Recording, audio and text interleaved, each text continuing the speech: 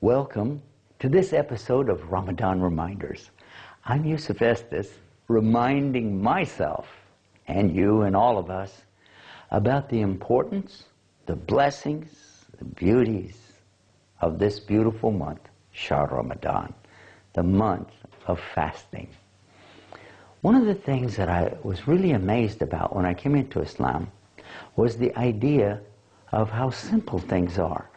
At first, I was a bit frightened about the idea of fasting. It was one of the things that concerned me, because I learned that if you come into Islam, the obligations that go along with it, the responsibilities that you incur as a Muslim, it's not the same as some of the other religions that I considered, because in Islam, you must do certain things. It's not just a suggestion, maybe you'd like to. No, you have to do it. For instance, and in this case I want to talk about the treatment of our relatives. It is not an option for Muslims how they treat their parents. I realize for the other monotheistic faiths of Judaism and Christianity that in the book of Exodus, the Old Testament, in chapter 20, it clearly tells us the responsibility toward the parents. That's the fifth of the 10 commandments, to honor your mother and your father.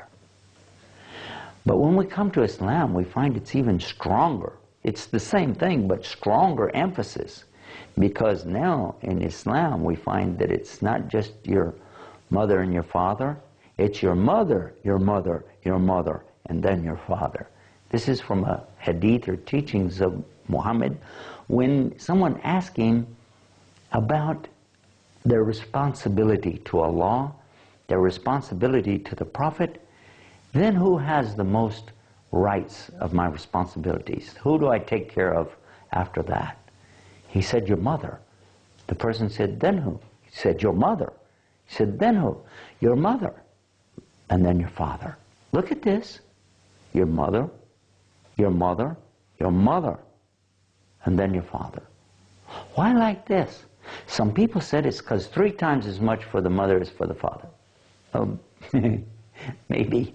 But another point is, at the time of this revelation of Islam coming in the form of the Quran and the life of the Muhammad, the Prophet Muhammad, peace be upon him, what we find is he's given us the perfect example dealing with a situation that they lived in at that time.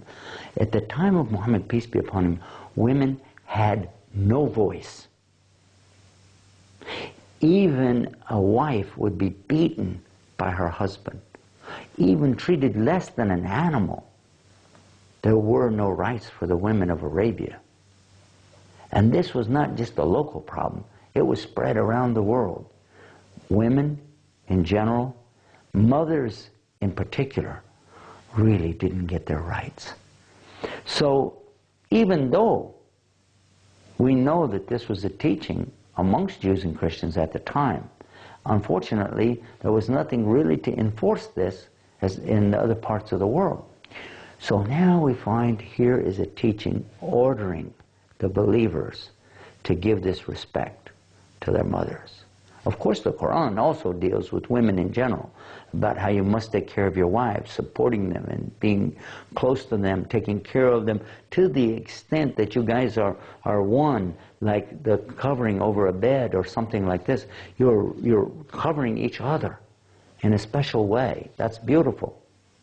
Also, that a man has to take care of his wife's needs. She must never be put in a position of having to go out and work and earn money and do things to support the house. That's his responsibility. Many of these things came.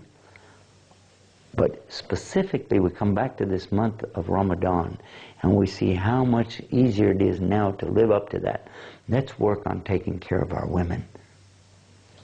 All of the women in Islam, even the non-Muslim women, it's our responsibility to take care of the women and help them and nourish and care for them, nurture them, because they have big rights on us. So let's remember that, the rights of each other, our parents, and especially the women. This is the month for remembering and taking care of our obligations. the month of Ramadan. And speaking of remembering, remember our website. Our website is www.ramadanreminders.com. Until next time, this is Yusuf Estes for Ramadan Reminders. Peace. Assalamu alaikum.